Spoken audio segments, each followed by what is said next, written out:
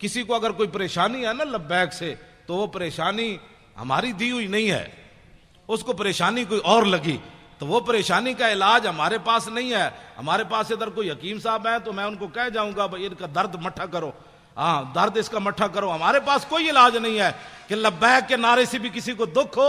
मैं नहीं समझता कि जब हुजूर की बात आए, एक तो बुज़दिलो लगा नहीं सके नारा, अहले सुन्नत को गैरों से जुदा नहीं कर सके, उनकी झोलियों में बैठे रहे सारी जिंदगी।